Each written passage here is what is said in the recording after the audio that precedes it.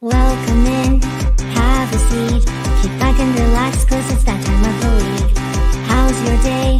Was it great? Well, it'll get better with Otalku Cafe.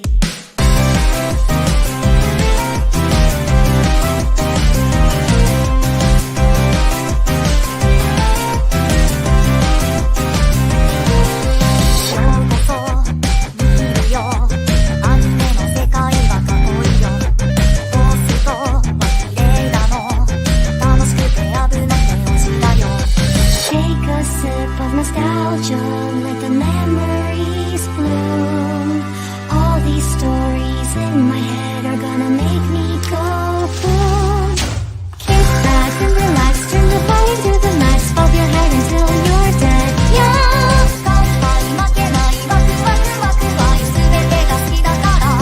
Yeah! Kick back and relax, turn the volume to the max, bob your head until you're dead. Yeah!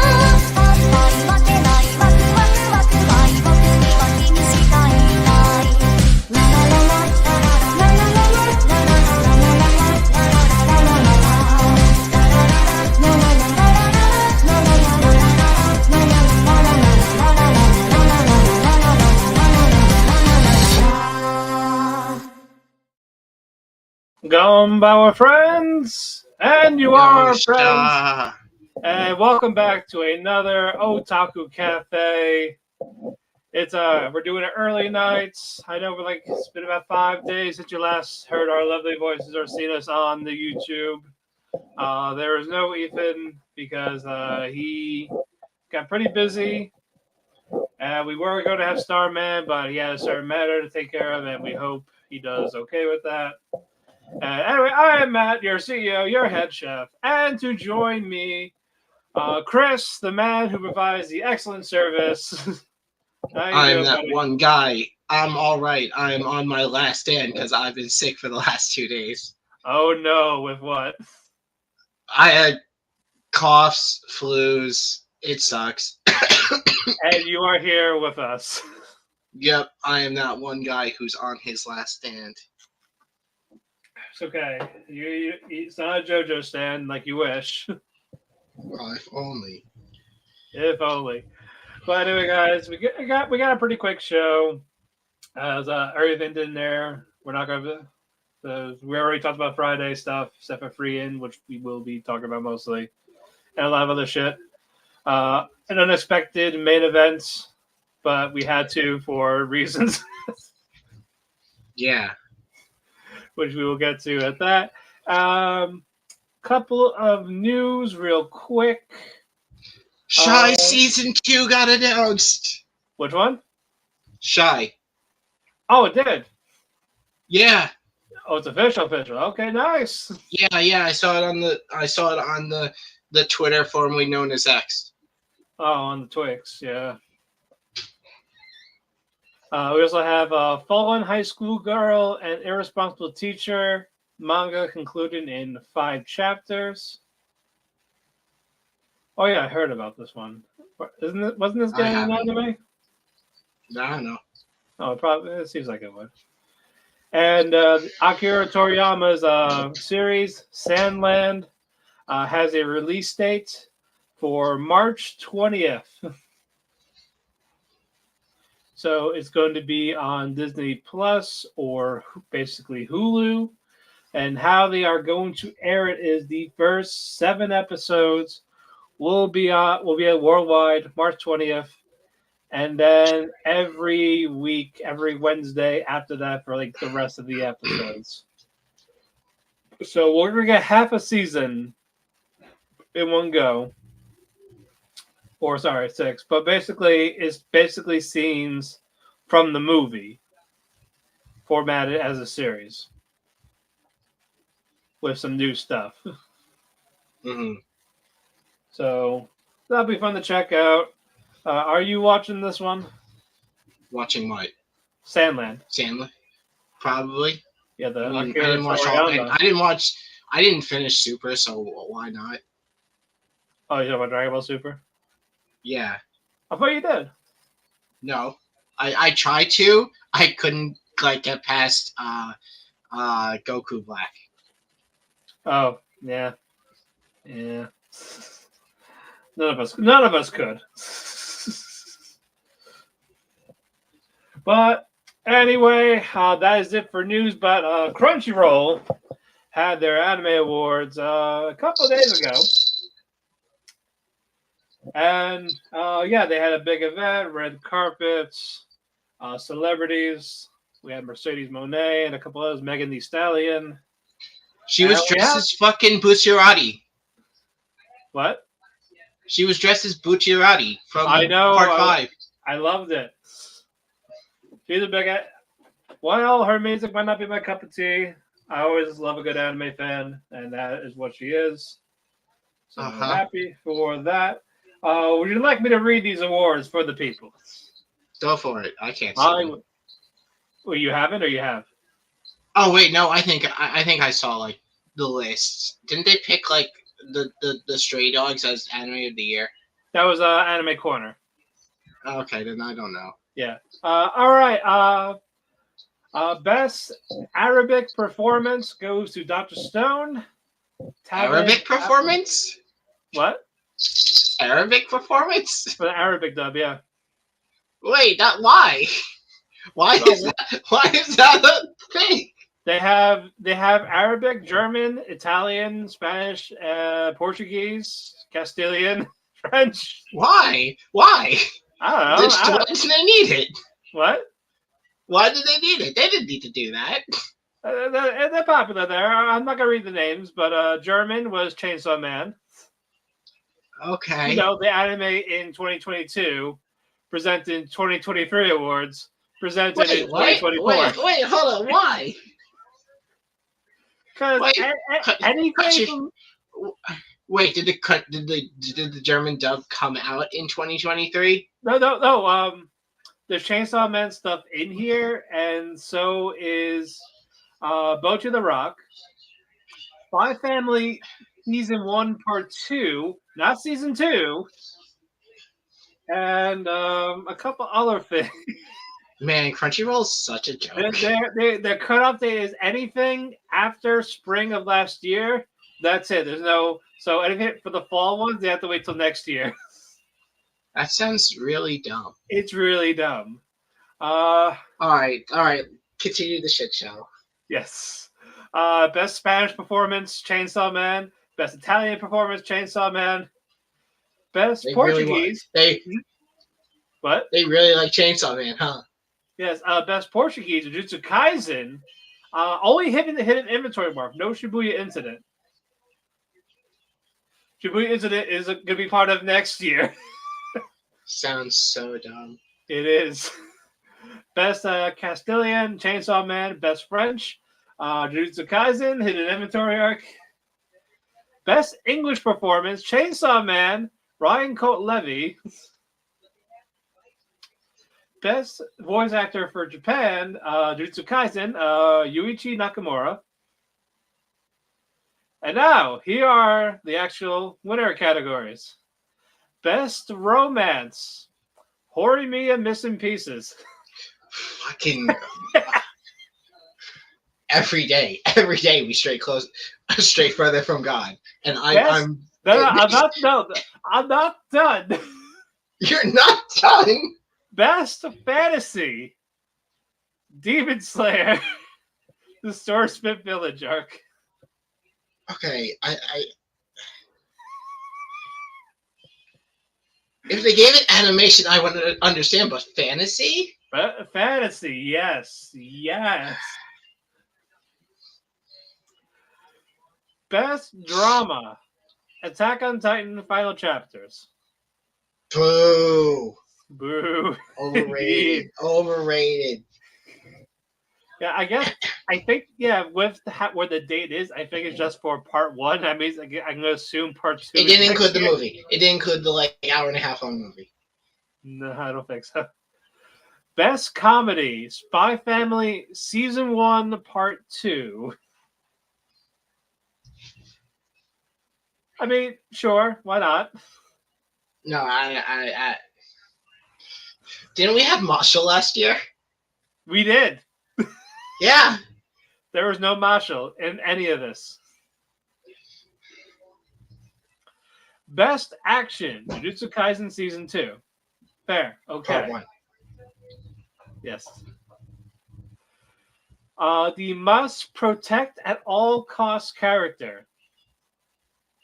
Anya from Spy Family Season 1, Part 2. They're not even going to go with Miri? What? Miri from Buddy Daddies? No. I think she was in there, but they gave it to Anya. Best Supporting Character. Gojo from Jujutsu Kaisen. He wasn't a supporting character in that arc, though. He was the main character. I know. I think I'm going to be a pirate when it comes to Crunchyroll. I think I'm going to be a pirate. This is why I said our awards are better. They were so much better. Best Main Character. Monkey D. Luffy from One Piece. Okay, based. I can totally see that. Okay, good. All right, yeah. For Gear 5, right? Gear 5. Best Director. Shota Goshozono from Jujutsu Kaisen. You're not going to go with Bochi? You said there was Bochi.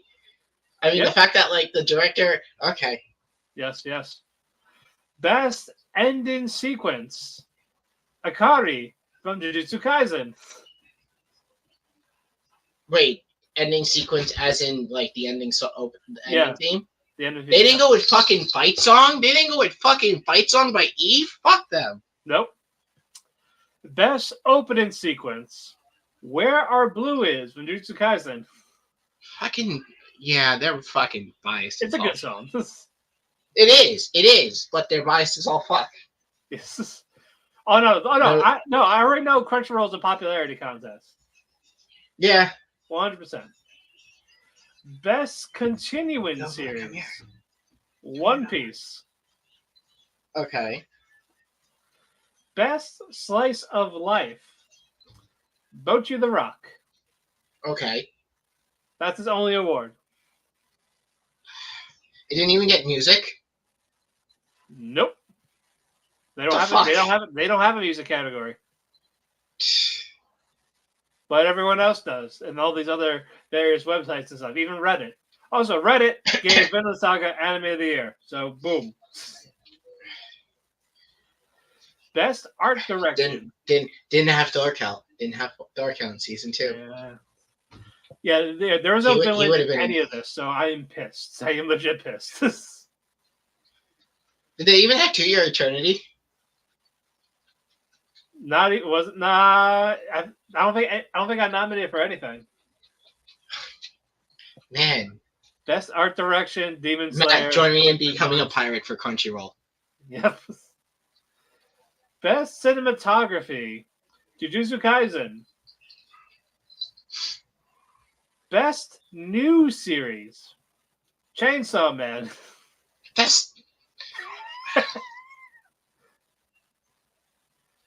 Best Animation, Demon Slayer. Chainsaw Man? Oh, okay. Best Character Design, Jujutsu Kaisen.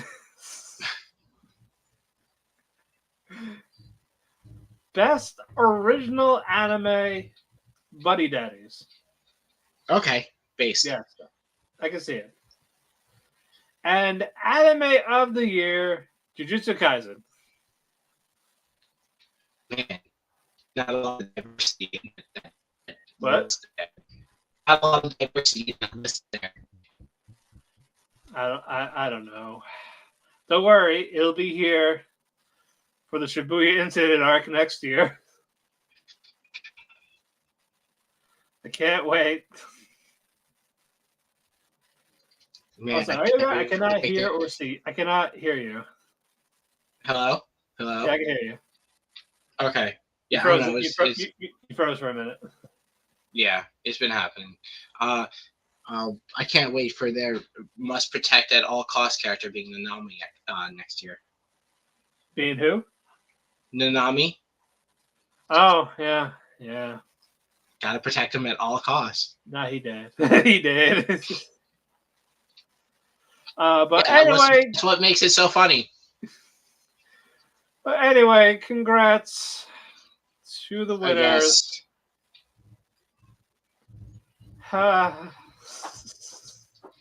Yeah, if you want the basic mainstream winners, this is what you get. So it makes sense, given it is Crunchyroll. They're not gonna mention any high dive shows. No high dive. Maybe on Netflix, depending on the popularity of it. Doubt. But Saturday, if we're all up for it, we might do a watch along for the Anime Trend Awards at like 10 o'clock at night. We'll see. See the winners live and get our reactions live. Or we might not. Who knows? We'll figure it out. Well, what time is it? Oh, no, it'll be 10 p.m. Oh, okay. Yeah. Or whatever it is morning time in Japan. So I got to figure that out. But all I know is it is Saturday night for fight night. But anyway, let's get to these reviews. Do you have Starting off, gushing over magical girls is saving anime. That's it. That's it. You're not gonna give context. It's saving anime. No. It's saving anime. I will give it more context during the finals. They're the finals. Do you have any other solos you want to talk about, or was that it? Is there any other solos I want to talk about? Do you have any solos you want to talk about? Yeah. No, I just wanted to talk about gushing. All right. I only have, I guess, only have 7 Time Loop as my only solo because you're not watching that, and I'm not gonna get. I'm not watching that or Ninja Kamui. I'm not gonna get into Ninja Kamui because I did not finish that, but I am halfway done and I am digging it. But what you call it? I lost my train of thought. It's John Wick in anime form. What? No. Ninja Kamui. Oh, okay. That sounds cool.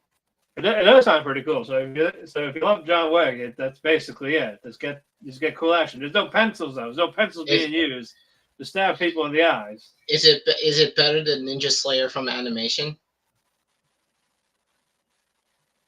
Is that Demon Slayer? No, Ninja Slayer from animation.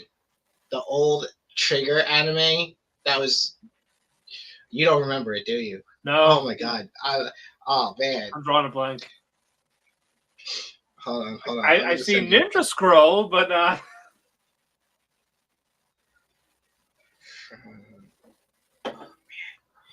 All right, but while you're doing that, Rishi was gathering herbs for Kyle, who is ill, the alien prince. However, she was stopped by Mikhail, a brilliant scholar, who Rishi studied under in one of her previous lives. So they have a chat and basically talking about how she could help Kyle out with his illness and while being under tuition of Mikhail. So he gives her a chance, makes the medicine. Kyle will slowly feel better, but he's gotta wait a few more. She's gotta wait a bit, but the medicine tastes like crap. Like it is gross. It is disgusting. But it'll help him feel better. We go to the next day, and it's the banquet, the grand banquet. Rishi is mingling, talking to other people there. However, she saw Arnold and Kyle going outside. Kyle wants an alliance with Arnold to help bolster Coyle's position. But like I said, just money and finances, they actually want military strength. But Arnold does not want that. Basically, you're replaceable ordeal. But Rishi knows that in like years' time, that when Arnold goes evil, he's gonna kill that army. So let's see what happens with that. We got 3 episodes. That means Rishi's getting close to where she died in one of her lifetimes. But can she change Arnold's mind?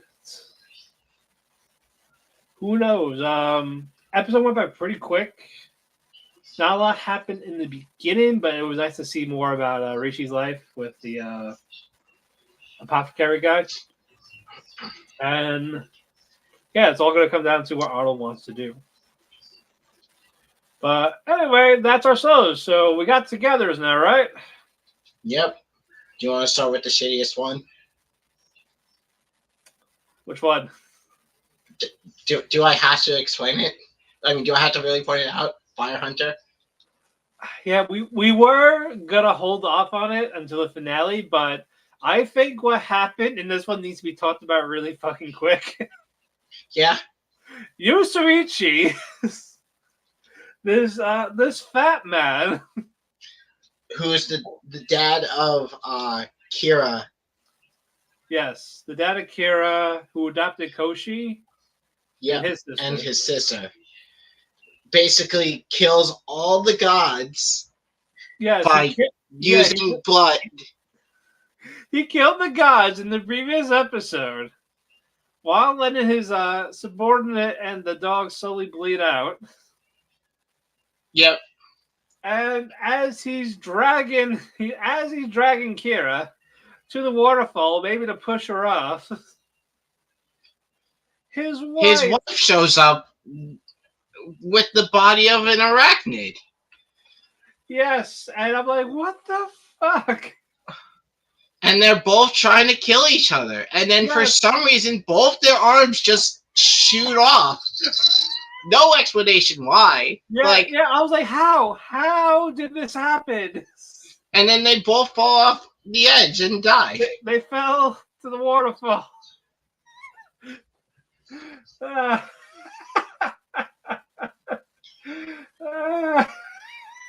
Man, I can't wait. 2 more episodes. I'm just like, what the fuck happened? How the strength to rip both arms? They both have no arms. I am confused. I don't get it. While that is happening, Toko is talking to the fire spirit girl. Do you know her name? I don't know her name. The Flickering Flame. The Flickering Flame. Like, you know how the gods want to control her, but she really can't. The body she's taken is like, no, I say nay. I don't give consent. Exactly. And she sees the dead body. She sees Koshi. Sees the other guy, Oroku, I believe. That's the guy's name. There's and only one of them is alive, I think, out of the gods, right? Is it Hibari or whatever it is? Yeah. I don't get it. I don't get it either. I can't wait till this show's done. I cannot wait till this is over as well. Like, oh my goodness. My goodness. But now, let's move on. Let us go with high card. What basically happens is Owen shoves both member Tilt. Yeah, Tilt was the one that killed Finn's family because he was the Black Knight. He turned to the Black Knight. Yeah, he was possessed by the ghost of San Gorgino.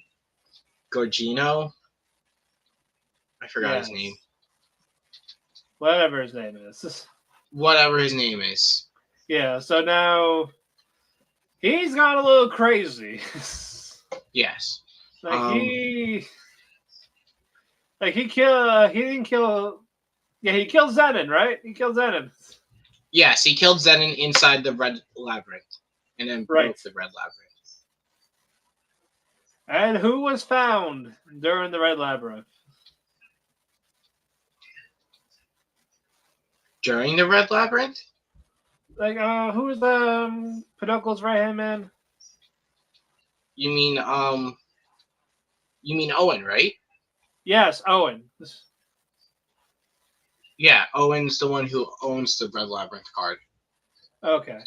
And now Owen is going crazy. Yeah, he wants to kill all of the Klondikes because they kidnapped Yeah, because he thinks Theodore is dead. Yes. Do you remember that girl? Oh, Burst, that's her name. Yeah, Burst. Yeah, he wanted to kill Burst. But everyone's like, no, you can't do that. We need her for information. Yep, we gotta ask questions. So she gets knocked out. And he gets knocked out. Yeah, they both get knocked out. Because they both should not be near each other right now. Yes. Burst works with Pinocchio in order to save Tilt from the evil card. Yeah, because she's done with the cards, and also while that is happening, Sugar only has a few cards because the rest are taken. So Mr. Greg, like, I'm just glad you're alive. Sure, why not, sweetheart? You're sweet. Yep, and they try to make a deal with the royal family in order to learn the secret truth behind the cards and the royal family and all this bullshit. Right. And while that's going on, the royal family is discussing what to do. And basically their response is just don't say anything. Like the cards is the top priorities. Yep. Kill everything. That's what we ought to do. And but yeah, what's the green haired dude's name? The one who shows up at High Card HQ. The green haired one? King something? I don't know. He basically shows up and is like, hey, your dude's alive, so why don't we go work together in order to bring him back? And High Card like splits up. People are gonna go find the cards. People are gonna keep the rescue Theodore, and then two people, Chris and someone else, are gonna keep. Chris and Old Man, they're gonna stay behind because Chris isn't healed yet. They split up. They got a plan going, and the other half is Sugar talking to the detective. They have a nice moment together. Happy coming day. Happy coming day. Yes. The detective steps outside to have a smoke while Sugar is waited in the diner for him to come back, but he gets stabbed. He's like, hey, happy coming day. Family. Hey, Ethan, we missed you guys too. We missed you too. Don't worry. I know you'll be here next week. You're all good. Everything's deja vu. Also, for the 9 people that are watching us right now, thank you so much. But yeah, detective. Common, he's not sure. But man, the detective had 2 days till retirement. How tragic. How tragic. And she still doesn't know. But no, she's gonna blame High Card. What? She's gonna blame High Card. Oh yeah. Oh no, she definitely will blame High Card. And it's gonna be great. I can't wait. It'll be a lot of fun. Let us move on to Sengoku Yoko. What the fuck is with the Tanukis? They gotta confuse their enemy. They gotta confuse their enemy. That never lasts, sadly. Yes, that never lasts. I don't know what doesn't last. Yes. Basically, Shinsuke, Tama, and Jinka, they're talking to the Mountain God, and more or less they need training. And while they are dealing with training, Junoon and Senya, they're trying to figure out how to get to where the Mountain God is or where Jinka is to kill him. Yep. They got first. They got the birds. Tell them go left, go right. Basically, distract them. That happened the first one. The second one was a girl stripping. She was seducing. The perfect distraction. What? The perfect distraction. The perfect distraction. Like, yeah, she was showing her tits, showing her ass, showing the thighs. And while And there was a small, impressionable child there. Yeah, so Jinyoon is base covering Senya's eyes while that's happening. And as yells, "Be gone!" It turns back into a tanuki. And she brings more friends. And says, "Because, all right, look, we're going to split up. Senya, you basically have like thousands of Kanaras in you. You can take them. I believe in you. I'm going to deal with the Tanukis alone. Without you. If you know what I mean. When we get to the other side, they mentioned Tama's mother. Am I correct? Yes. Yes. And like, oh, as she turned evil, I will kill her. Yeah. But anyway, the training starts now. For Jinka, it's basically survive being attacked by this little girl who turns her staff into anything. Rinzu. Yes. So immediately the first thing, an axe chops his arm off.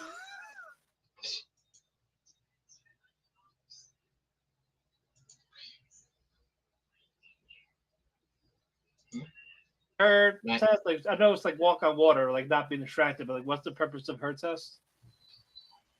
Or was it not lose focus? I think it was to not lose focus and increase her spiritual power. Okay, so basically they want her to walk on water and not be distracted. Like those ninja fucks. We go back to Jinka.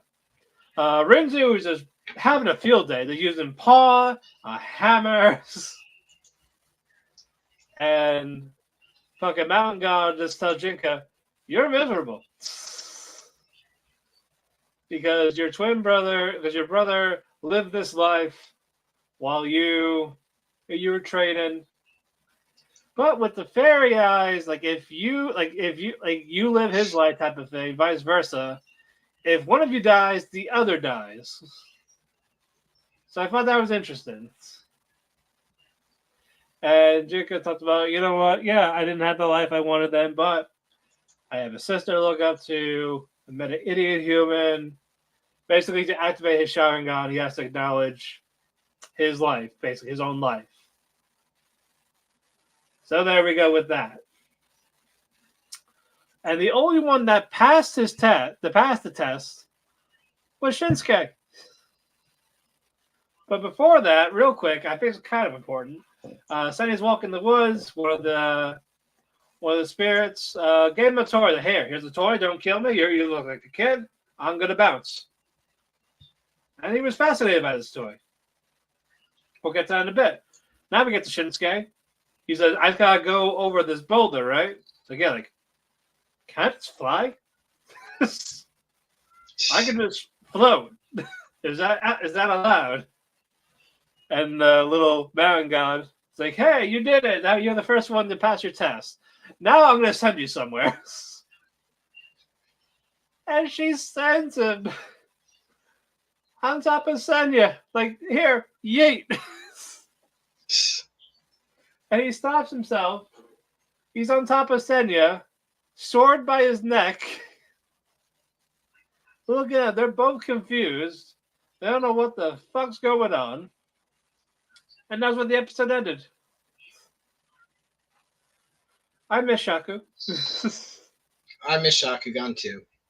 I was like, oh. It is sad that she's not here.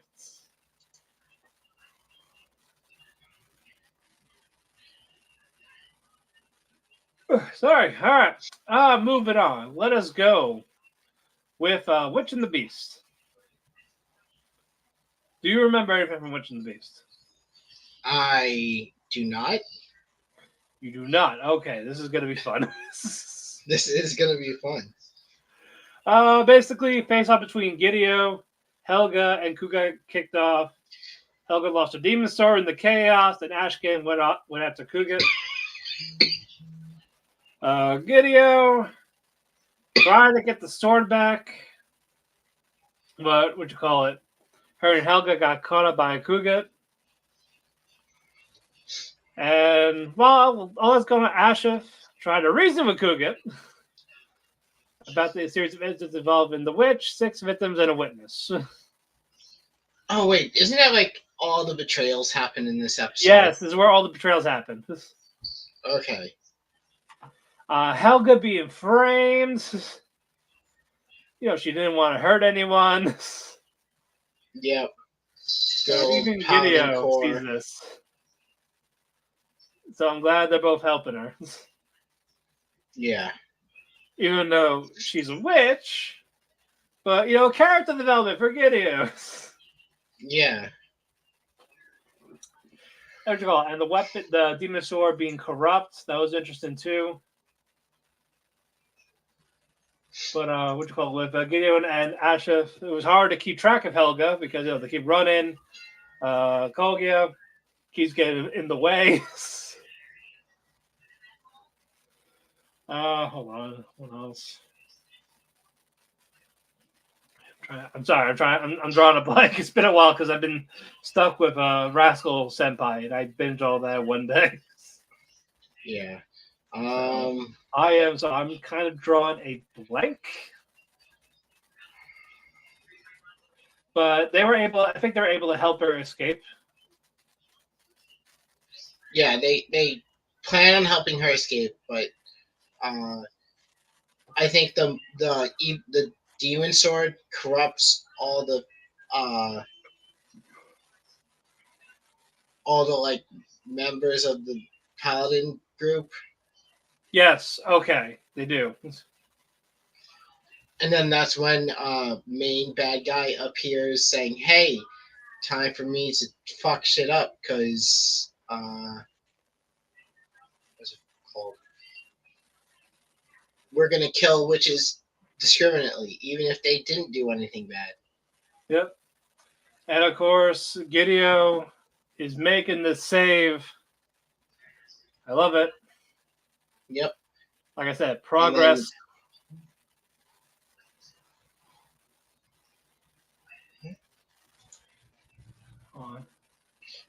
And then on the other side of things, the mage who works with Gideo and the ice guy talk about, hey, what if your whole group was being corrupted by this hidden society within the Paladins? You're talking about called Kugan, the right? Executors. Yes. Yeah. Kugan's like, and then like involved. Yeah, and then like as he's like trying to call and figure out, hey, is everything going all right over there? He gets shot in the back by Flame Chick. Right. I don't know her name, so. I don't know her name either. But no, I'm happy to see Witch back after the hiatus. I cannot wait for the conclusion of that episode, of that arc. Hopefully next episode, unless there's going to be another one.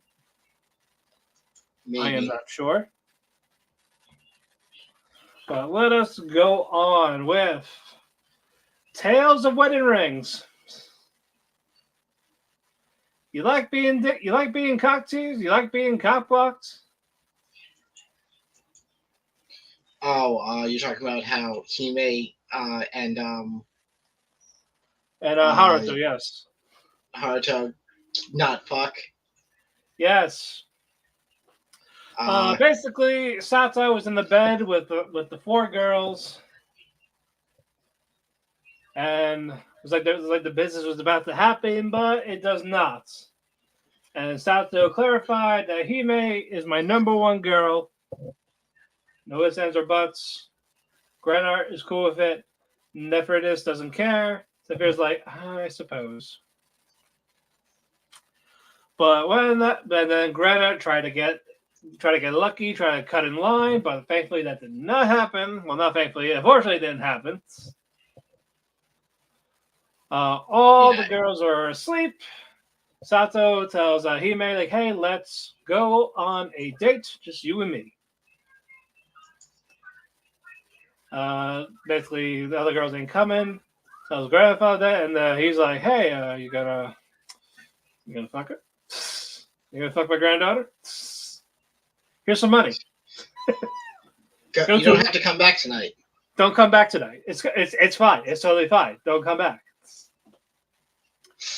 They're doing the date. They're having fun.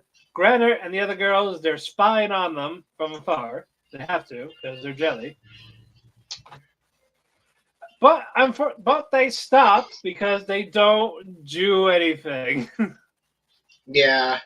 He made T stop there. Oh, you're like taking the initiative, don't you?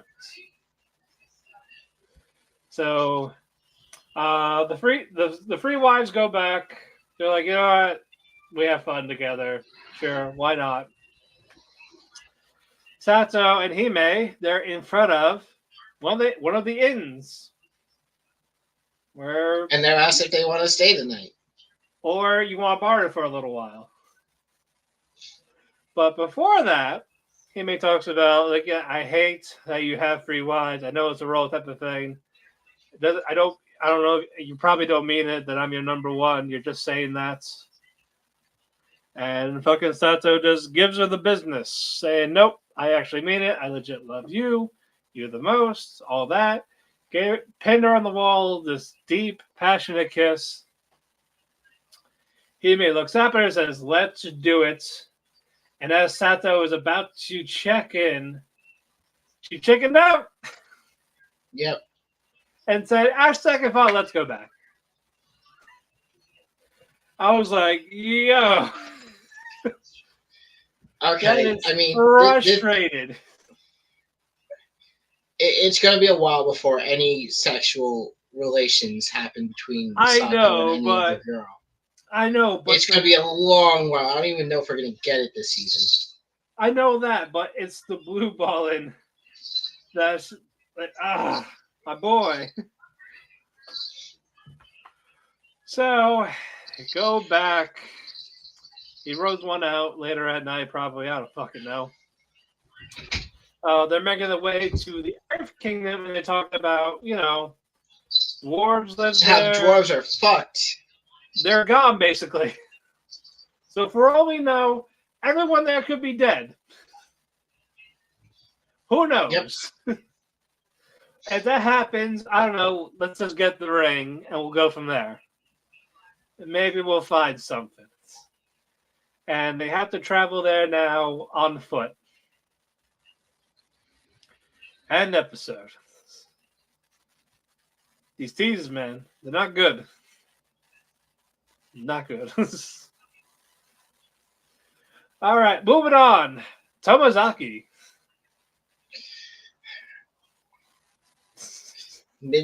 You're upset. Mimi's getting fucked over. Mimi's getting fucked over. I'm not cool with it. She never stood a chance. Sad. It's so frustrating. Yeah. Like hey, you need to have a conversation. You need to talk to the girls that you might be interested in. Completely ignores Mimi after she confesses to him. Yep.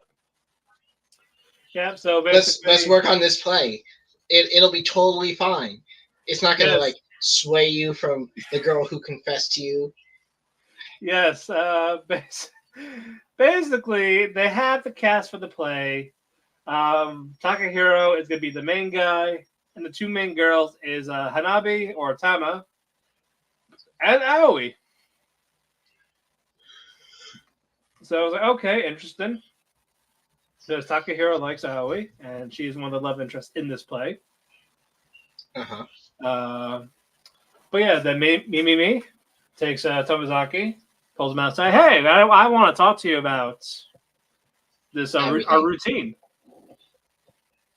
It was never about the routine. It was never going to be about the routine. It was about her feelings. It's like, so, how did you feel about me confessing to you? And of course, he talked about, I'm surprised, but I'm glad. And then this is where she mentioned, she was usually down on herself when she was younger. He gave her the courage to basically just march forward.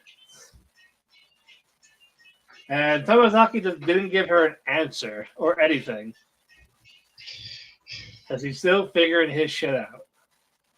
And Mimi's like, oh, this is all I wanted to say, so bye. And I was like, what about the thing? And it left him on red. Fuka, we're going to Fuka now. Sorry, Mimi. You are not a socially a shy petite girl. This is white hair girl. Nope. You are the extroverted, attractive blue hair girl who never stood a chance.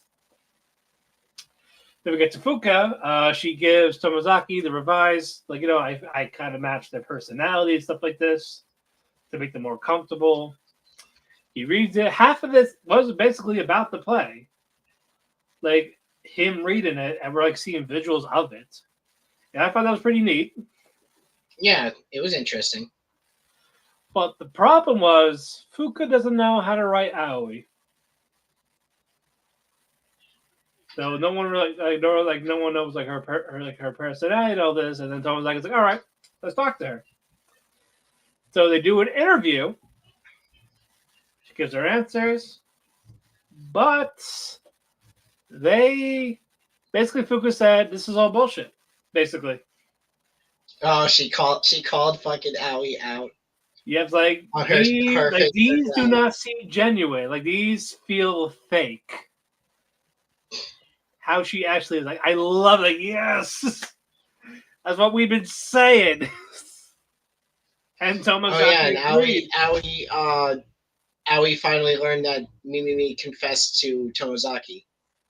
Did she? Because she didn't know before, and just like, okay, since you already got to that point,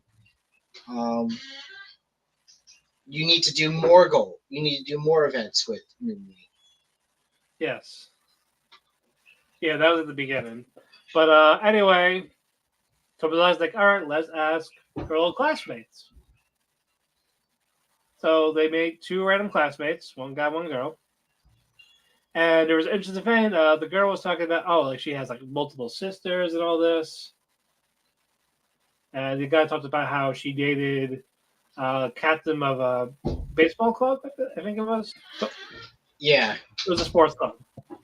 And she broke up with him immediately as soon as he got popular. Yep. And then when the girl left, the guy brought something very interesting. Like she said sisters, plural. She only had one sister. He's like, you sure? Like, yeah, I'm really damn sure. So Aoi is still lying. She's lying through her fucking teeth, even through her old friends. So they're like, all right, we're not going to bring it up. Because obviously she'll probably get defensive. Yeah. And the episode ends it is time for rehearsals. So I think, this is going to end with the cultural festival. Yeah. Because I know Ethan said he talked about it, cultural festival be in season 3. I don't see that happening. Yeah, I don't see that happening either. Because we got, 3 episodes left? Or 4? We got 3. We got 3 left. Know. Yeah, this is episode 10, so we got 11, 12, 13. Yep. Yeah, we are 75% done with all our shows. Damn. Anyway, moving on. Next romance, Hokkaido Gals. This was nice. What's it called? Takayumi, he's talking to Tsubasa, and it's White Day, and basically he wants to make it up to Fuyuki and Sayuri. Because, he's the one that was rude about Valentine's Day, and he feels awful about it. Even though he had a month to, apologize. You gotta put it off, make it be special. It's like, what took you so long? But Tsubasa just basically said, just apologize to Fuyuki, and if Sayuri sees that you two are cool, she'll be cool. Yep. It's like, why did I think of that? Just because he's an idiot now. He's an idiot high schooler? He is, yes. That's crazy. I can't believe it. So we go the next day. Before that, though, I am glad Grandma Kaede calmed the fuck down. She toned down. Oh, he's gone. Okay. While he is gone, I said I am glad Kaede calmed down, being less strict on Tsubasa because Tsubasa is serious on his studies. And Tsubasa even asked Kaede, like, what was that recipe you used to make? And of course, he shows the recipe. I forgot, like some salt thing with milk. It's a type of rice cookie. We'll go with the rice cookie. And Tsubasa, next day, hold on. He's back.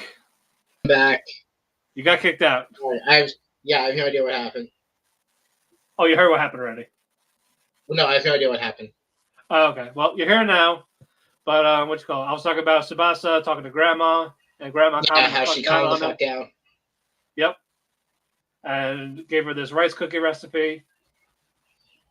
He gives it to Sayuri and Minami and Takayumi for a white day. Takayumi apologized. That's great. And Takayumi wants to make it up Everyone to is Tsubasa. all friends. And he wants to make it up to him by going fishing. And hold on, what's that type of fishing? I'm sorry. You know what it's called? That type of fishing? Smell fishing. Yes. Fishing. Yeah. Okay. Yeah, smell fishing. So it's Fuyuki, Tsubasa, and Takayumi, and Takayumi's dad, who you never see at all. They're having fun. They catch some fish. They catch some smelts. They make a tempura out of it. That's not the only thing that main character catches.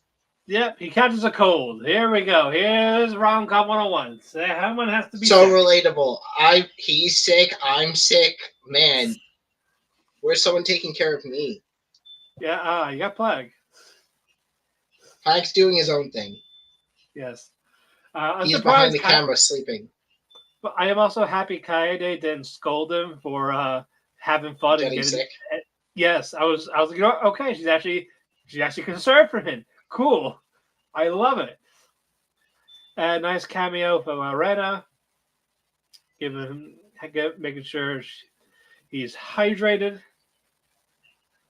Of course, while Tsubasa is resting, Kaede is running errands, and Fuyuki is there. She talked to Grandmama, and Grandmama said, you know what?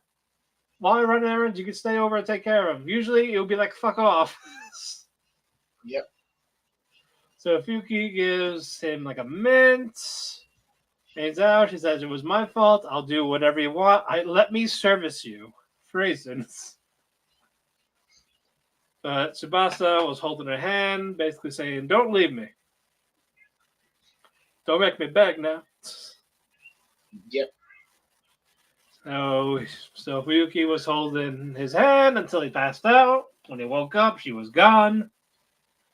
Texted Fuyuki saying, did something happen? It was no. Even though she's lying, they held hands. And she wants more of that. End episode. She's lewd. She's lewd. She's very lewd. All right, next ROM, Sign of Affection. It's a camping episode. So it's Itsumi, Yuki, Nagi, and Rin. They're all four of them. They're taking a drive up for a camping trip for the afternoon. And during this, Rin gets a phone call from her senpai from work, who has been nagging her to go on a date. So creepy. And she said, yep.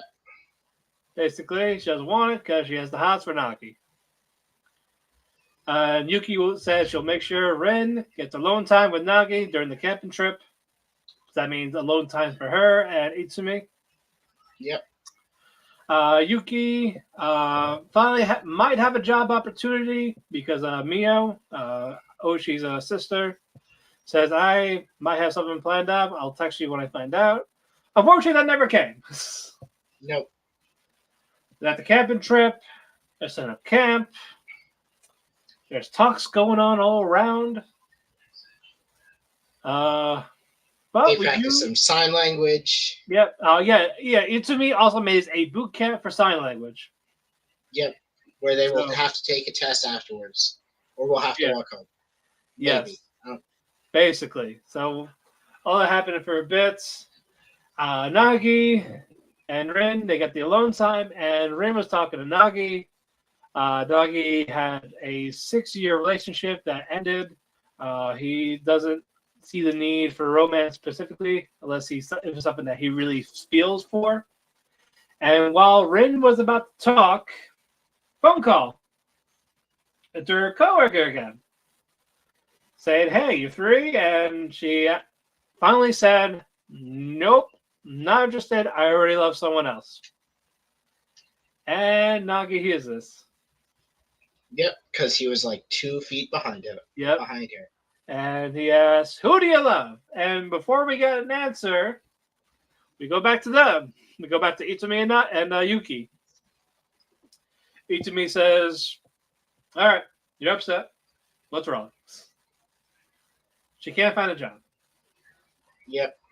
So this is what's making her upset about it. They're talking a little bit. It looks like Itsumi is about to go in for a kiss. But Nagi and Rin come back because Rin sprained her ankle when talking about her feelings to Nagi. So the camping trip has to be cut short.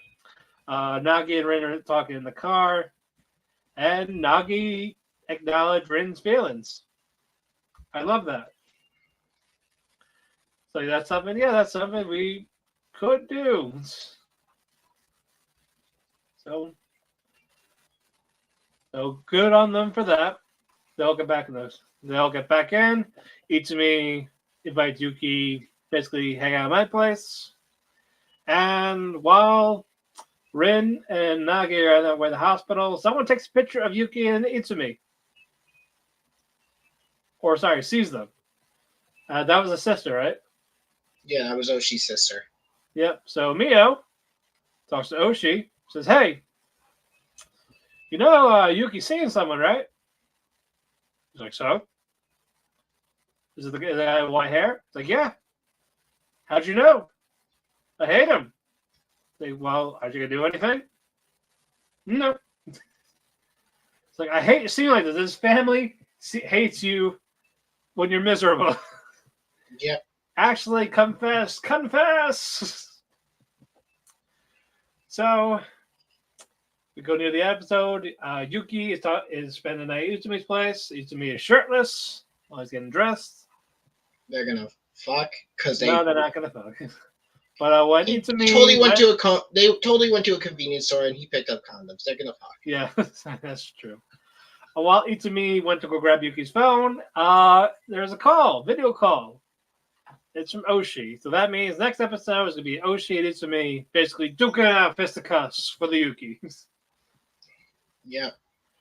So we got 3 episodes left of this. There's no Emma drama yet. I don't know if that will happen. Well, it's probably going to be a penultimate. Yeah. Well, it kind of has to happen. I need that drama. If not, then I'm feeling misled.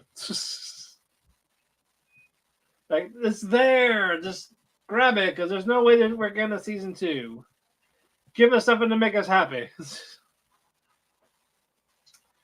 Moving on. Our last ROM, Dangers in My Heart. And a little heavy on the fact that Yamada has a stalker on Pinstagram. And Ichikawa sees this. Buta Arrow? What? I think that was their name. Meat something or some pig or... Pig Lover or something. Yeah, Pig Lover. Yeah, so Ichikawa sees this and he casually comments as a fan, like, "Hey, fuck off," type of thing. Because this person took pictures of Yamada with Ichikawa or the bracelet or all of this. No, I think they took pictures of like her looking all fancy to And meet with and the bracelet. And yeah. Ichikawa was like, I can't make it seem like she came to my house. And soon as he commented, he gets blocked. So he's gonna have to make another account. But anyway, Yamada, she's shooting her movie finally. The mother's there. Ichikawa, he's getting worried about her because of the stalker. Yeah. Fucking Kana is fucking Kana tries to talk him down, calm him down, and he uses her She's phone. number 4. She's number 4. Oh, the Rankins? Yeah. No, she's number 3, I think. Oh, she's number 3. That's even better. Well, I gotta check now. Yeah, she's number 3. Yeah, she's number 3 for helping out her bro for the past couple of weeks, basically. Love it. I was like, guys, yes, she's a college student. Calm down. She's just tiny. It runs in the family. Yeah, short stacks. Yeah, short stacks. They exist, people. But Yamada and Ichikawa, they're having a video call, and while they're talking, Ichikawa sees a shadowy figure behind Yamada, and the phone. Oh yeah, and Yamada was in the bath, right? No, this wasn't the bath. Oh no, it was outside, right? Yeah, outside. Yeah, because they were shooting. She took a break. Yeah. And the phone fell in the water.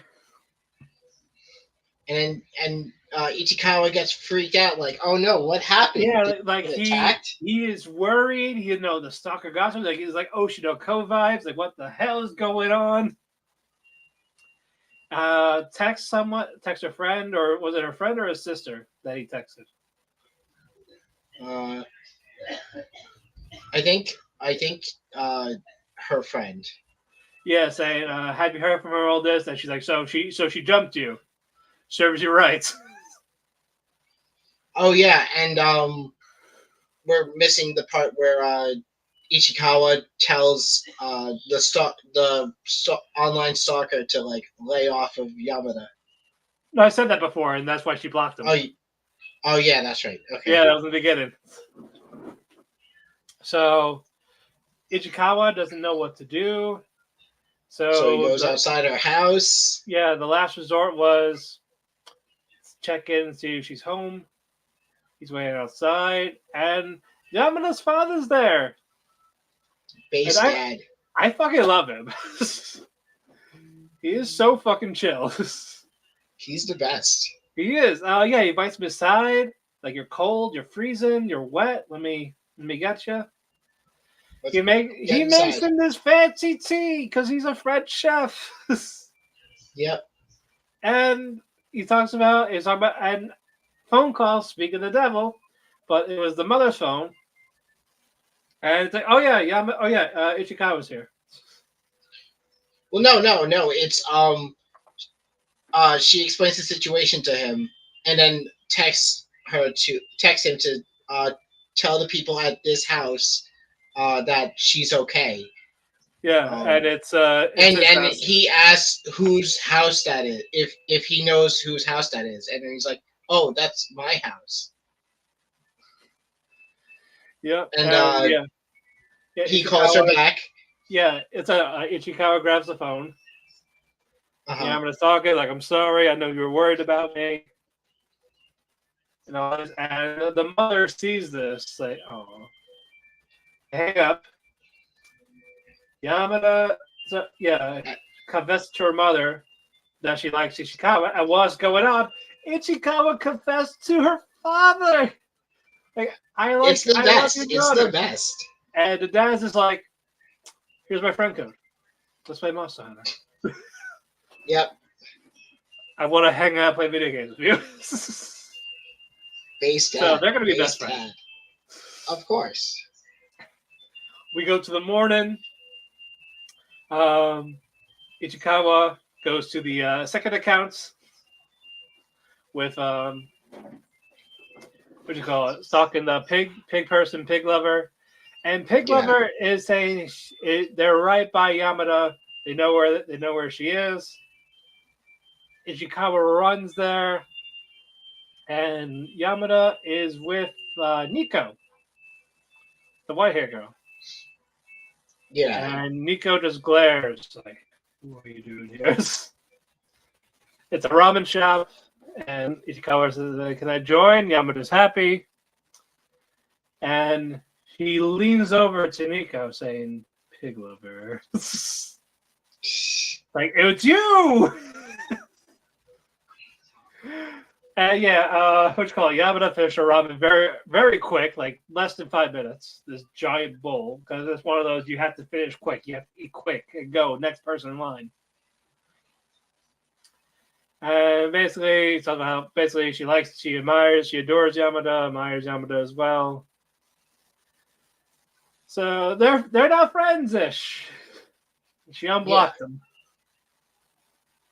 So very nice. I love the confessions from both sides and their responses. Like one is, well, here's my friend code. Let's just play video games. The other one, basically, I'm happy you're basically being yourself. Like you're being a kid, basically. You're enjoying life. So I love that. That's great.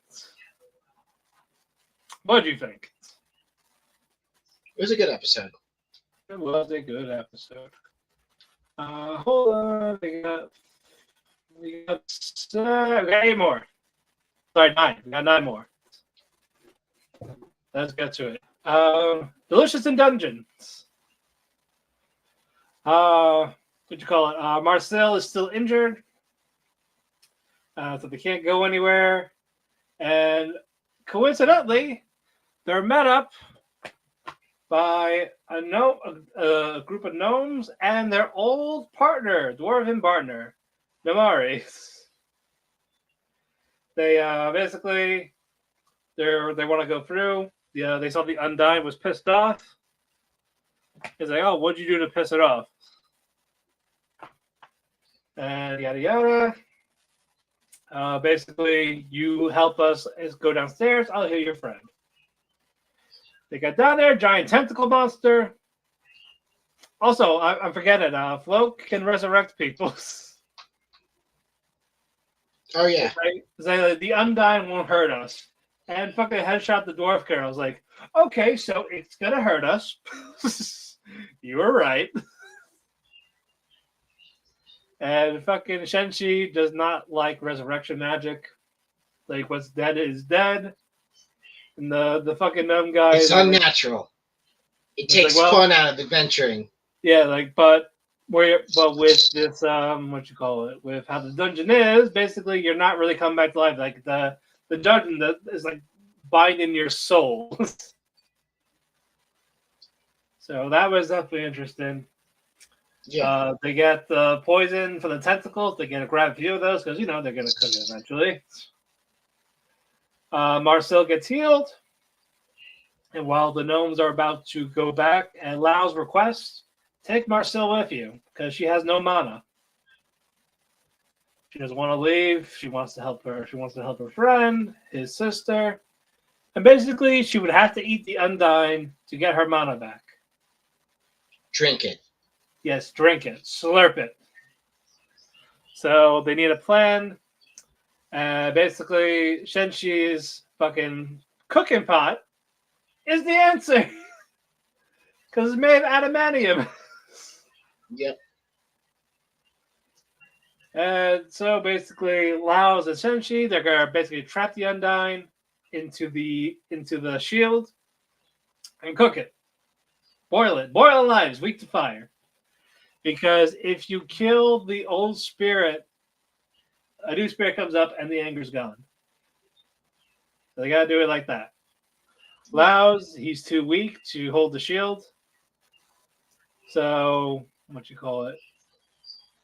Namari? That's her LP? Yeah, Namari. Yeah, help Crunchy.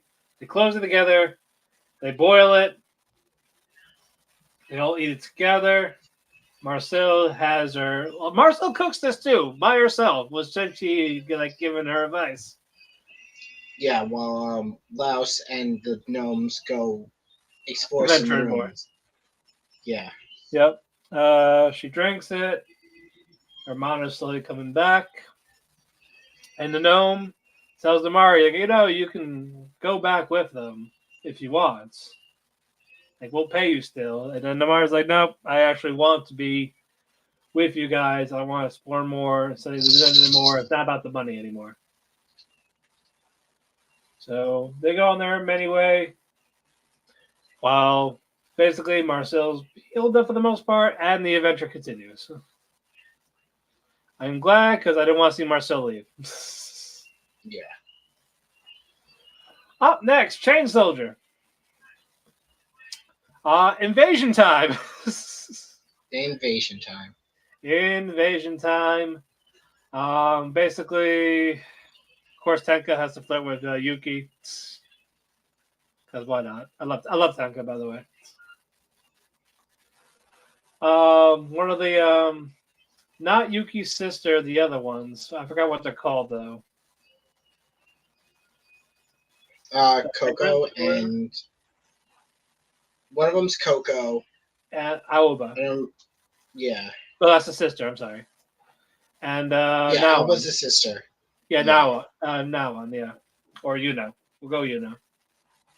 What are they like hybrid breed? They are humans that were transformed into Shuki by the Mako fruit. By the peach, right? Yeah.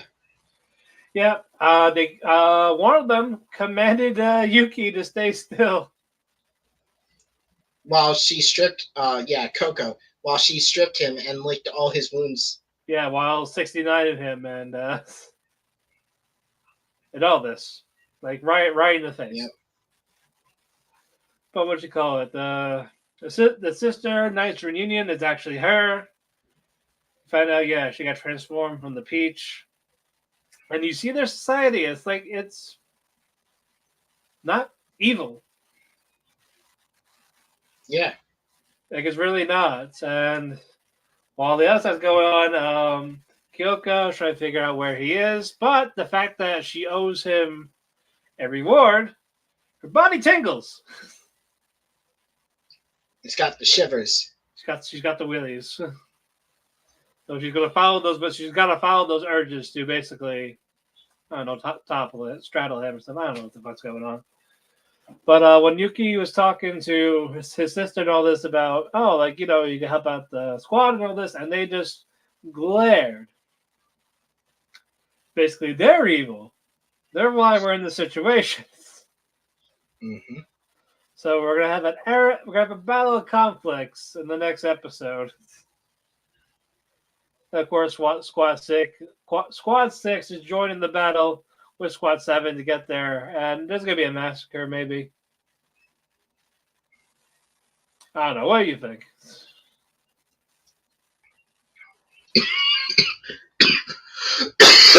Coughing, dying. Good answer. Yeah, we're gonna be in for a good couple of episodes coming up. So it'll get better, is what you're saying. Yes.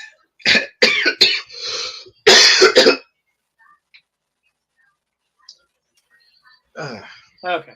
Apothecary Diaries. Princess Gyokyo might be pregnant again. Ooh. So Mao has to be the taster again. And when she came back, she's meeting Dr. Quack at the medical office. But Mao was summoned by Lihaku, who wants to marry Parin. He wants to buy out Parin, her sister, essentially. Yes. And he wants to know how much it'll cost. It's going to cost like 10,000 silver. But in order to judge if he's worthy enough, she has him stripped down so he can flex. No, I thought she because did. Yeah, she did that to Gaoshu, no? no, it was isn't that no, he did it to the one. She did it to the one who wanted to buy out Power. Oh, I thought she did that to Gaoshu. I'm sorry. But no, Lihaku. Yeah, Lihaku is there. Basically, Mama's like, pose, do this. Strip. Yeah, so now because we got to make sure that you're her type. And Mama's like, all right, now be nude. I want to see your dick. Just as Jinshi shows up. Yep.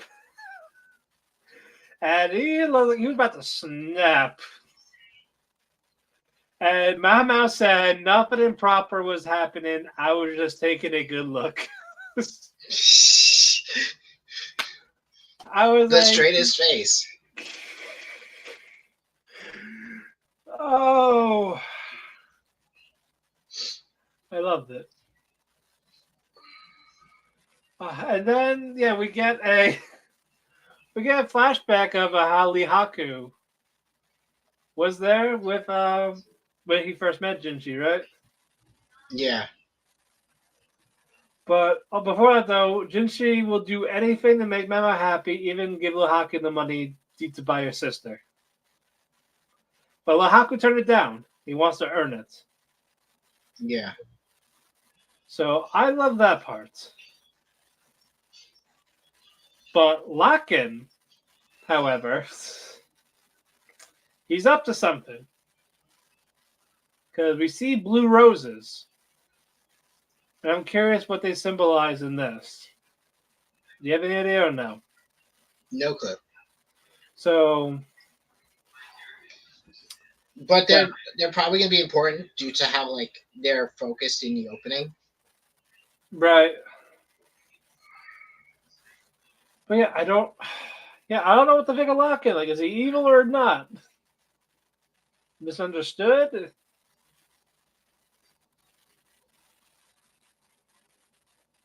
What do you think of him? He's definitely a dick. But do you think he's a bad guy? I don't think he's the antagonist. I think he's just... Yeah, I think it's a misunderstanding. But it's just that sinister face that's like, But no, I'm very intrigued. I still love this show. It's really good. It is really good. All right, moving on. Metallic Rouge. The fight is still going on all sides. Guns are blazing. But Gladiator or Eden, whatever you want to call him, he gets stabbed. And his soul core thing to help crack Cody. What? His head. Is it? Yes. That got stabbed out of him. So he's out of commission, and they the Immortal Nine, they take Gene because he is needed for the grand evil plan. And while Rouge is trying to save him, she is stopped by her sister Cyan. Naomi's trying to talk to Rouge, and basically like, I don't trust you. Why should I trust you? But she actually does. Does her little blast thing.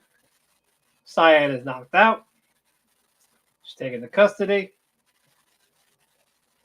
And Naomi's like, hey, can we talk?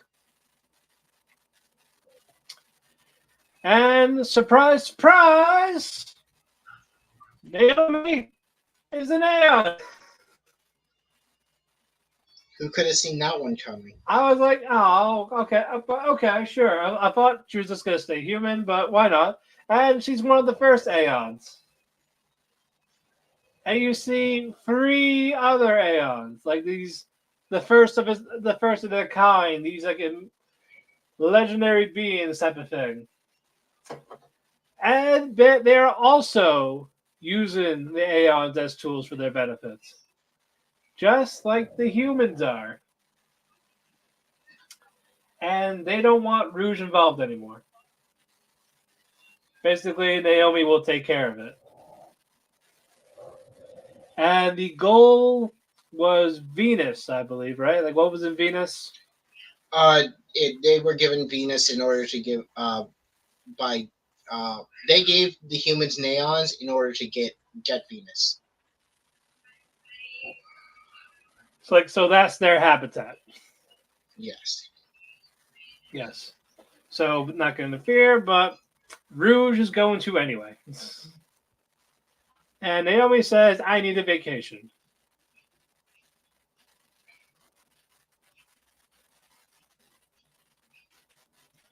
So we're going to get... So basically, the gang's going to Venus.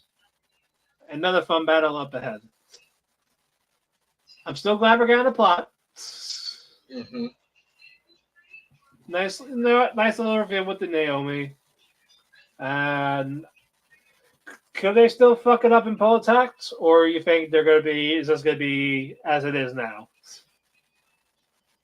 I mean, they can always still fuck it up. I mean, the fights have been flaccid at best so far. The fights are just okay. Very quick. They end too fast. Yeah, they're very quick. It's hard to get an age, but soundtrack is still fantastic. Yes. Okay, moving on. Mashal. So good. It's so good. It's still going strong. Wahlberg is confronted. Is in zero. Is a zero wants Mash, and to kill Wahlberg. Yeah, and to kill Wahlberg while he's here. We get backstory that it was a zero and Wahlberg were Best friends. They were friends. They were trained by Adam, who they defeated. I guess he got corrupted or something. I don't know. But what you call it? Wahlberg unfroze Lance, Mash, Macaron Dot, and some of the Divine Visionaries, his right hand man. Yeah. They're saying fights. Everyone fight demons. Fight demons and all this. And Wahlberg is face to face with Insta-Zero, and Insta-Zero has no face. Gave up his humanity, basically. While that's going on, Caldo is fighting off the demons, while Dot and Lance are together. But until one of Insta-Zero's men turn them into babies. It's Alessi all over again. It was that, or it's fucking Polnareff and Jotaro and JoJo. Yeah, Alessi. Oh, that's right. Okay. That's right. It's his name. They're going to the toy. Although they go to the toy. Dodge it. But fucking Lance, as a baby, took this guy out. He was always a badass. He's just built basically. different. What? He's just built different. He's just built different, yes.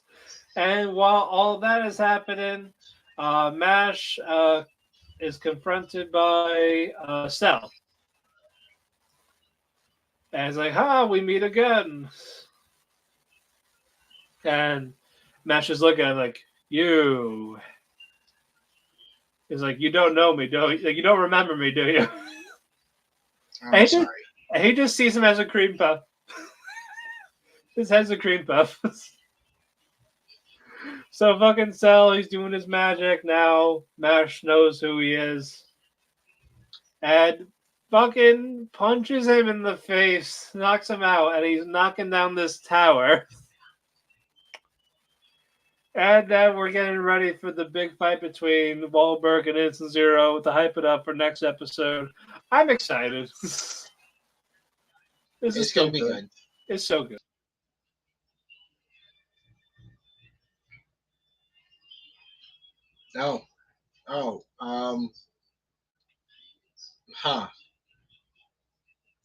Seems like the head chef died.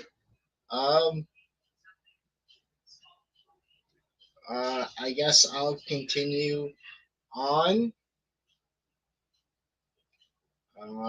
Next, we'll talk about to do Freeing. Oh, okay, cool. You're back.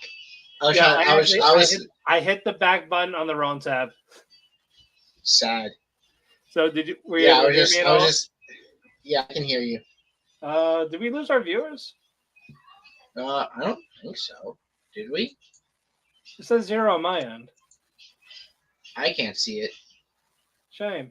Well, when you were here, thank you all. If you guys are still here, still thank you.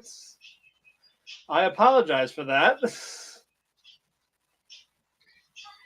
But anyway, yeah, let's talk about Freeing because Madhouse cooked. Madhouse definitely cooked. If only you saw this last week. Yes, but we're talking about it now, damn it. Basically, the gang is slowly coming together as our favorites, Yuri couple. What are their names again? There's so many. You mean the water chick and the ice chick?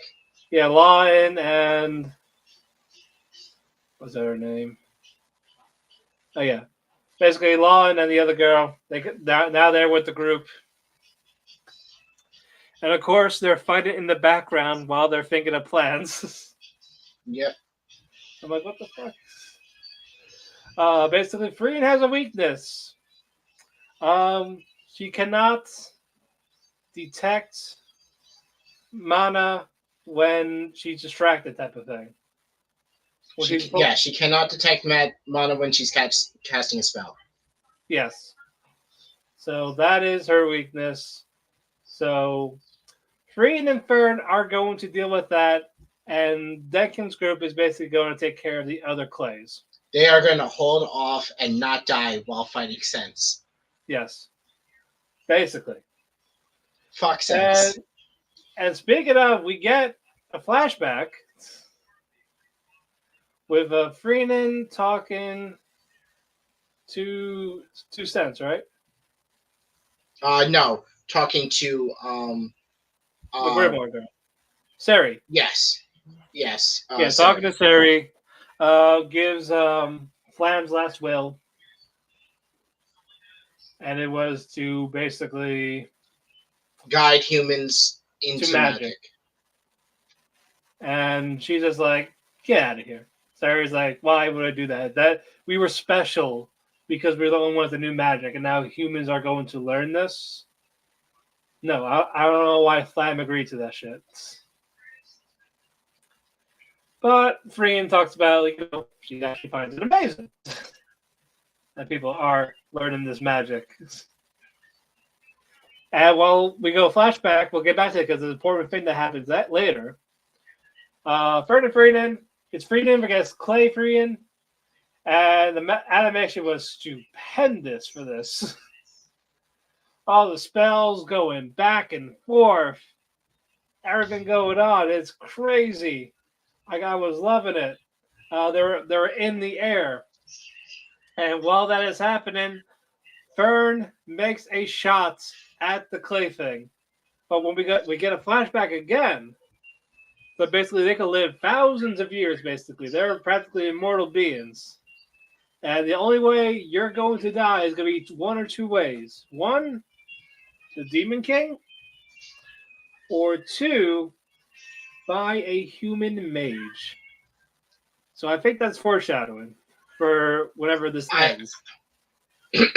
I don't think so. They haven't hinted to that anytime. Okay.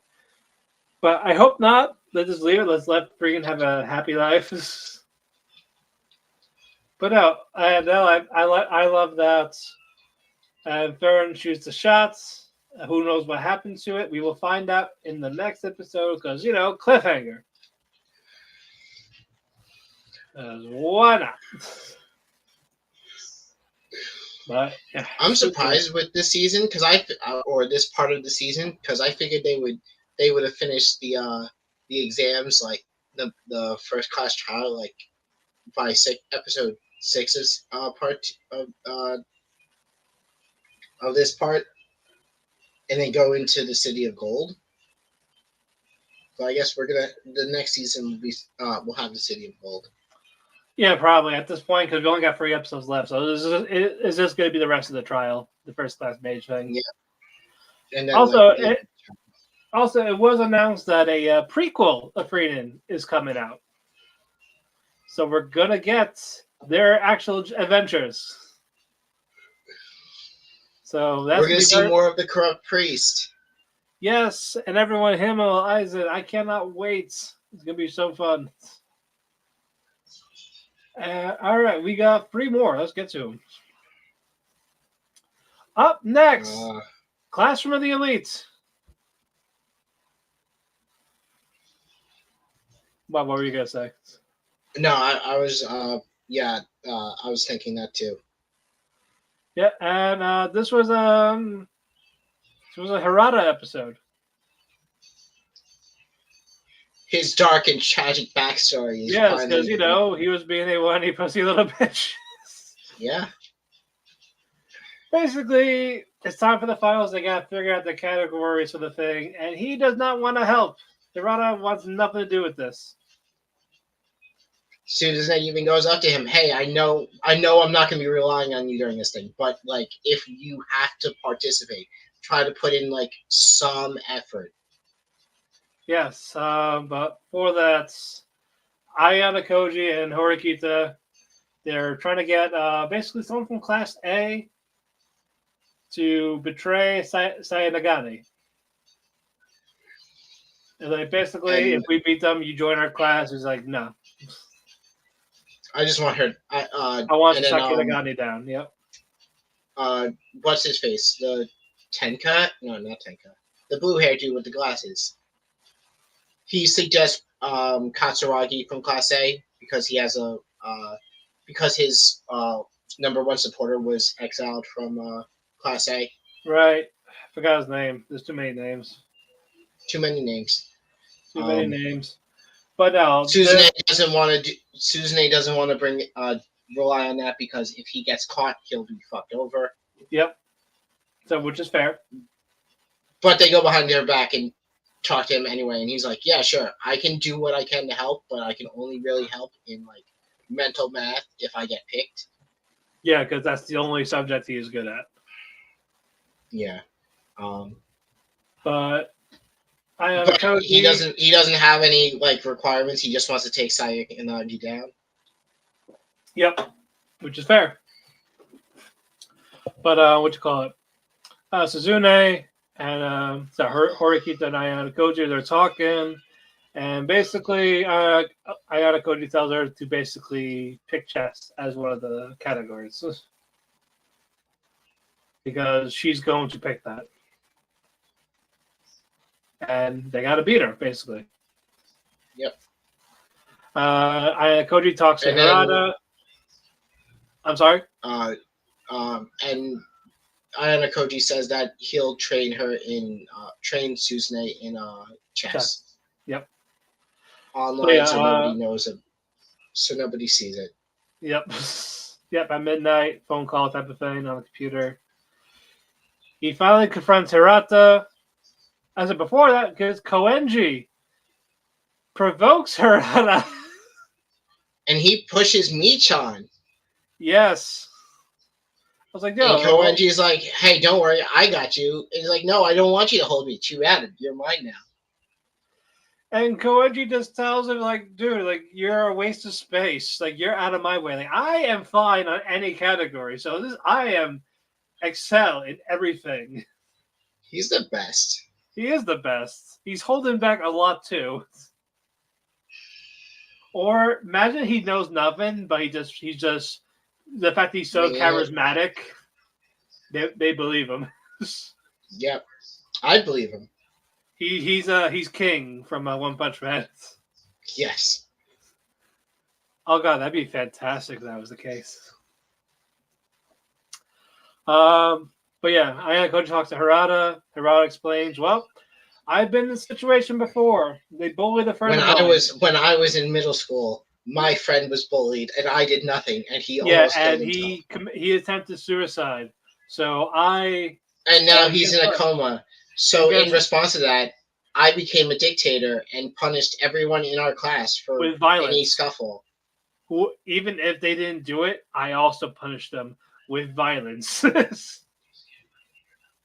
Because the bullying kept going because, they moved on to the next students. And Ayana Koji just says, "You're weak. I thought I knew you from class, like how you were. But I see that you're like basically a fraud. Like you didn't fight hard enough because Ichinose, she used a lot of points to save someone. Yeah. You didn't attempt to do that. If you really didn't want anyone gone, you would have done anything in your power to help make sure someone would not be expelled. So keep fighting. It's like, how do I approach them? As you are now." So Ayana Koji gives him this pep talk. Great. Next day, Hirata apologized to everyone. Let's all do our best. Also, with the chess, Ayana Koji beat Suzune 53 times and only lost a couple. When he was holding back. Yeah, when he was holding back. Basically to help her how to do these moves. Like, you're improving. I only won 3 times. Like, I know, but I'm great at this game. It's time for the exam. No, I'm serious. No one can beat me. Yep. Cocky little shit. And it's time for the day of the exam. The captains are there, except for Class D's, but Ryugen took over for Class D as the captain. So they all go to the war rooms to discuss stuff and end episodes. I like these battle wits for this season. Yeah, much better than the previous ones. Yeah, for sure. I like it for you, but I wouldn't call him like a season-long villain. I think that was the issue.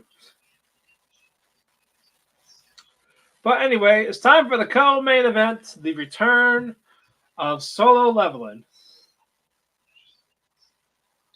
Oh yeah, I forgot about that. I was wondering what else. But what else? This was your baby.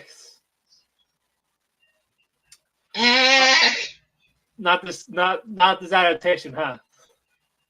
Well, no. This adaptation's a lot better than the manga. Really?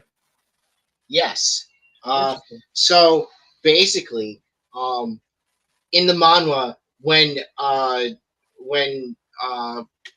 Sung gets his leveling powers, he turns into a complete sociopath.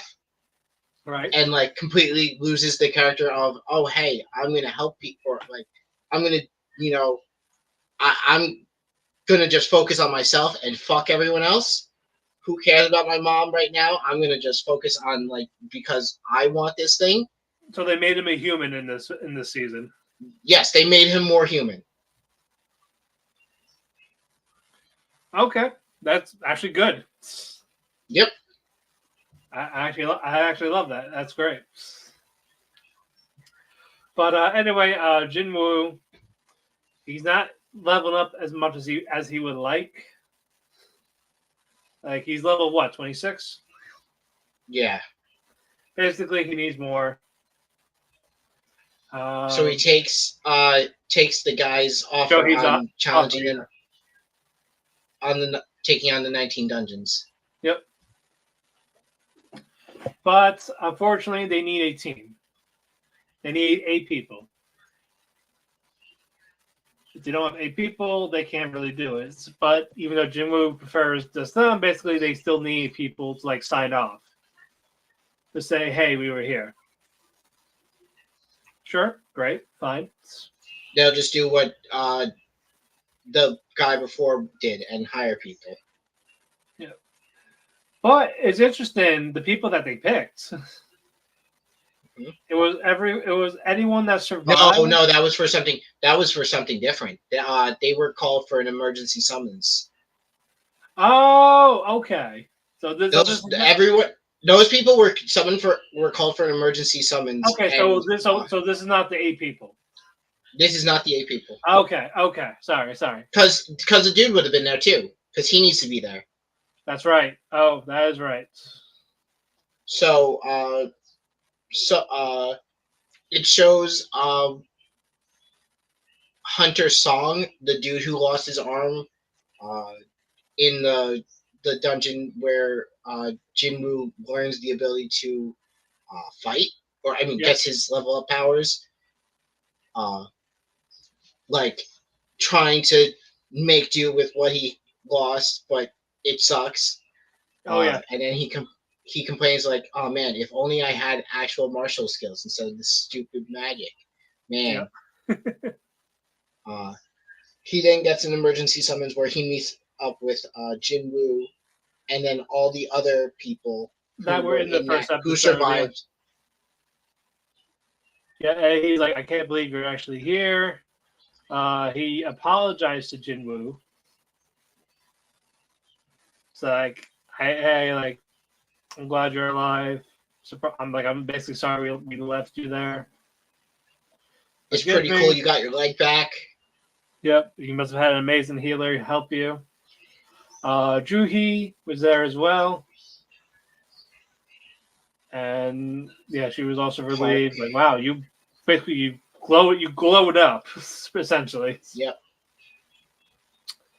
And of course, do you need She's 8 not people? love interest. Yeah, but of course you need 8 people still.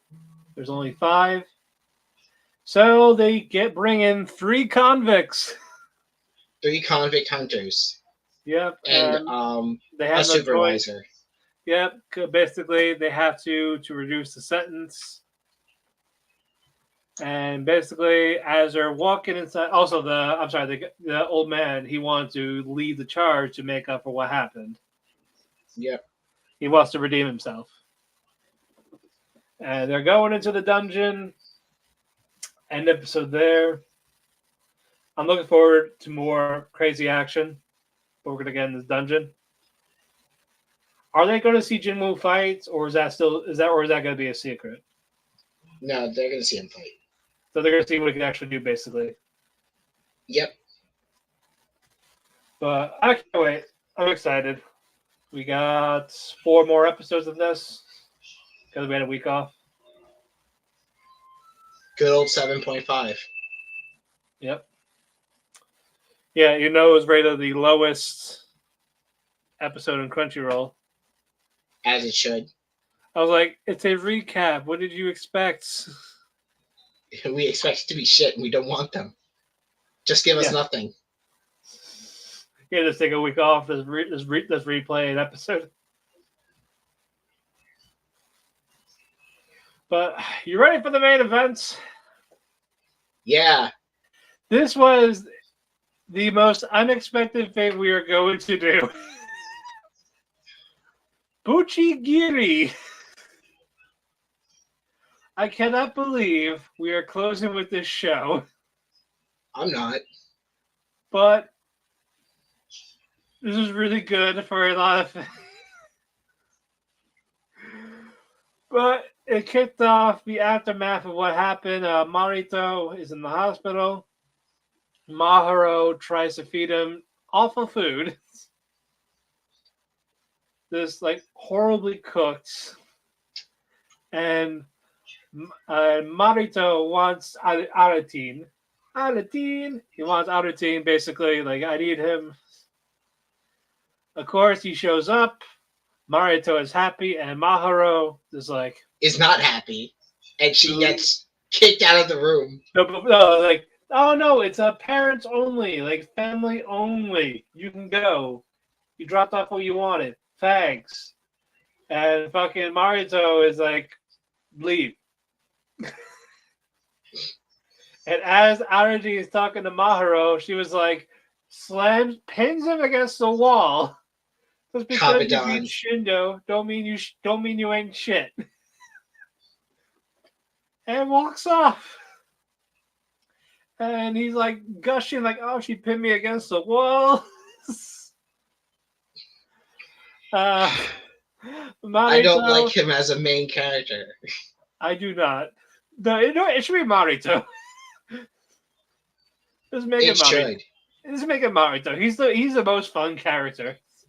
Yes, because Matakara is bland as fuck. Shindo's a good antagonist. He's not even going to be the. I'm going to guess he's not even going to be the antagonist. The spirit that's possessing him is probably going to be. I think his genie is going to be in Matakara. Yes, I do too, especially with how this episode ended. Yeah. But Kenshiro, he's awesome too. Which I saw more of him.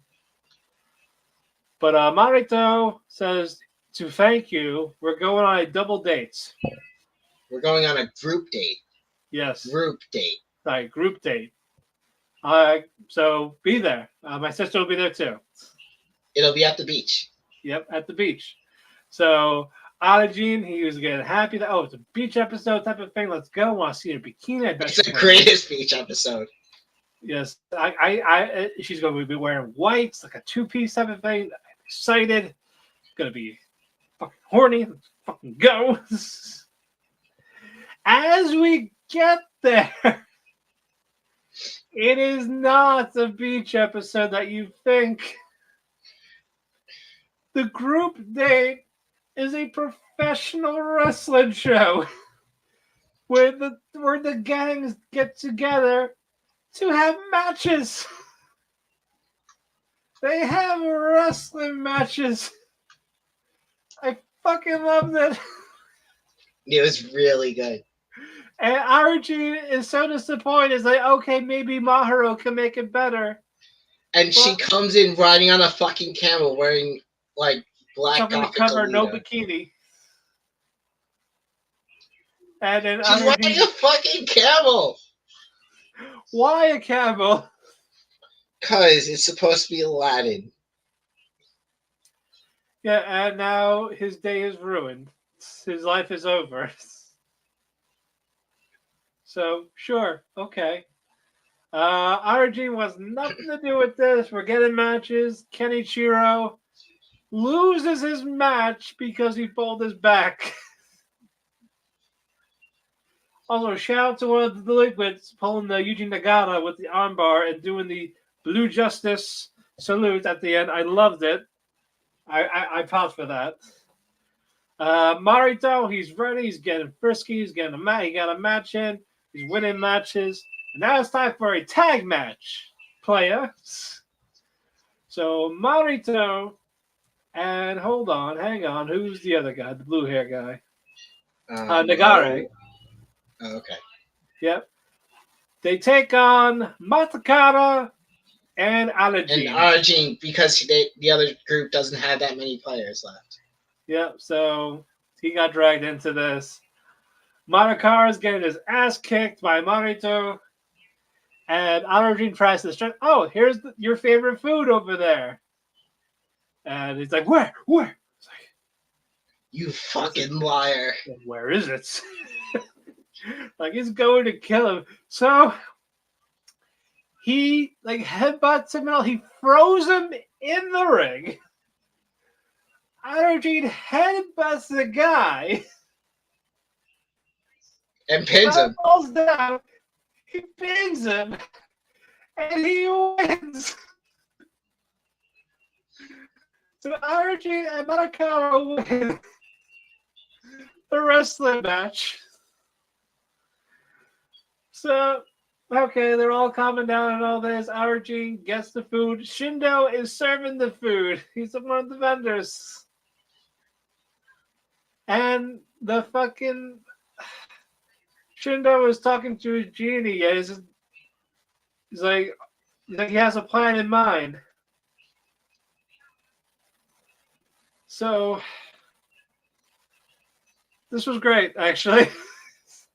This might just make Bucchigiri my best original. No, I want them. I want more momentum going forward, though.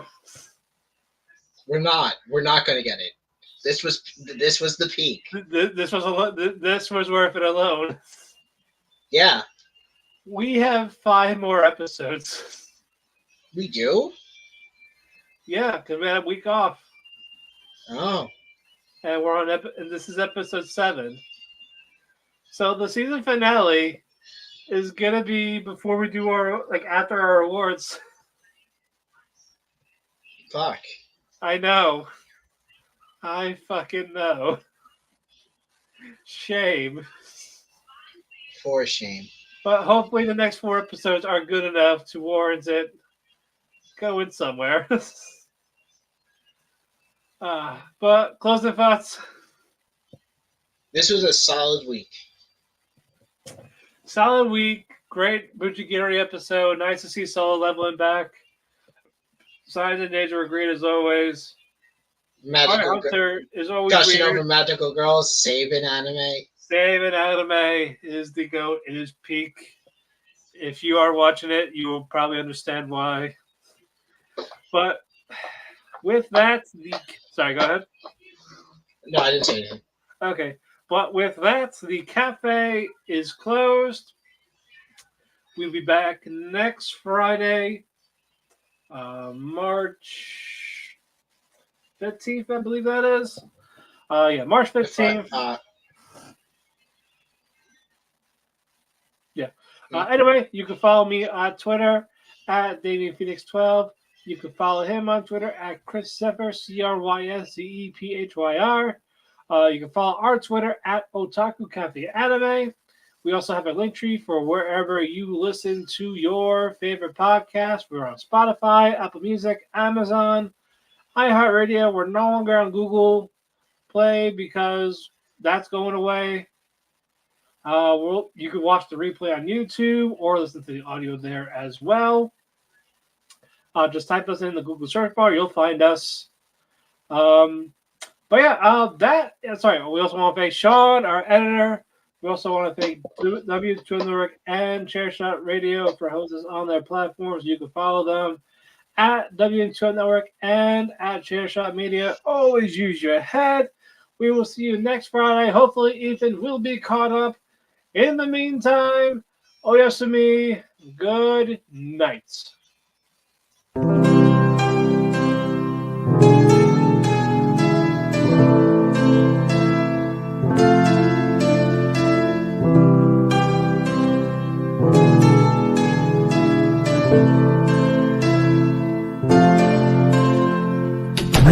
The sun goes to sleep, I find myself in a heap because it hurts so much to be away from you. It makes my day when I get a text from you, but still I say goodbye again. Let's hope this isn't the last time that I see your face, but hey, it's fine. I know everybody needs a little space.